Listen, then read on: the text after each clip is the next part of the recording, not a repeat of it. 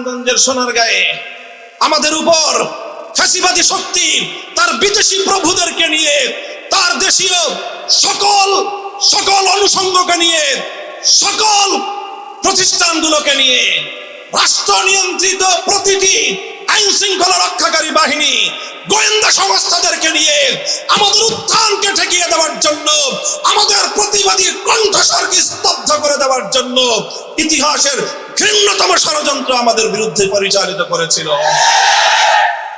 তারপরে সেই ষড়যন্ত্রের বিরুদ্ধে আমাদের ভাইদেরকে অকাতরে নির্বিচারে গ্রেফতার করেছিল।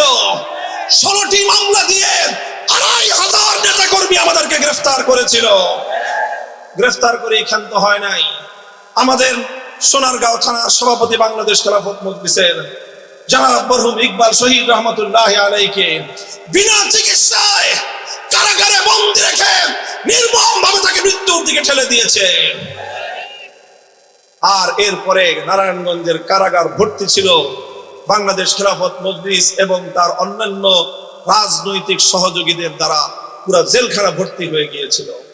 এই নারায়ণগঞ্জের মাটিতে আমাদের অনেক ত্যাগ এবং কোরবানির দীর্ঘ এক ইতিহাস রয়েছে, অশ্রু ঝরা ইতিহাস রয়েছে, রক্ত ঝরা ইতিহাস আমাদের প্রতিষ্ঠিত হয়েছে বাংলাদেশ এই নারায়ণগঞ্জের মাটিতে। সেই দুঃসহ স্মৃতিগুলো এখনো পর্যন্ত আমরা যখন এই রাস্তা দিয়ে চলি, 2021 সালের সেই দুর্বিষহ স্মৃতিগুলো এখনো আমাদের হৃদয়ের মধ্যে তোলপাড় সৃষ্টি করে। এখনো আমাদের চোখ ফেটে কান্নায় আমাদের বুক ভেসে যায়। আমাদের সেই সময়কার কথাগুলো মনে আছে, যখন নারায়ণগঞ্জের সোনারগাঁয়ে আমাদের উপর ফ্যাসিবাদী শক্তি তার বিদেশি প্রভুদেরকে নিয়ে, তার দেশীয় সকল অনুষঙ্গকে নিয়ে, সকল প্রতিষ্ঠানগুলোকে নিয়ে, রাষ্ট্র নিয়ন্ত্রিত প্রতিটি আইন শৃঙ্খলা রক্ষাকারী বাহিনী, গোয়েন্দা সংস্থাদেরকে নিয়ে আমাদের উত্থানকে ঠেকিয়ে দেওয়ার জন্য, আমাদের প্রতিবাদী কণ্ঠস্বরকে স্তব্ধ করে দেওয়ার জন্য ইতিহাসের ঘৃণ্যতম ষড়যন্ত্র আমাদের বিরুদ্ধে পরিচালিত করেছিল।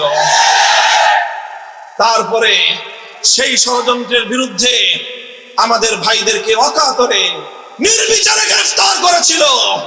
16টি মামলা দিয়ে 2500 নেতা কর্মী আমাদেরকে গ্রেফতার করেছিল।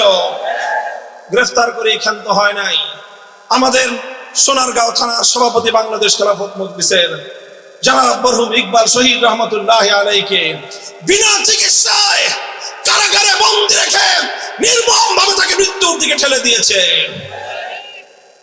আর এরপরে নারায়ণগঞ্জের কারাগার ভর্তি ছিল বাংলাদেশ খেলাফত মজলিস এবং তার অন্যান্য রাজনৈতিক সহযোগীদের দ্বারা পুরা জেলখানা ভর্তি হয়ে গিয়েছিল।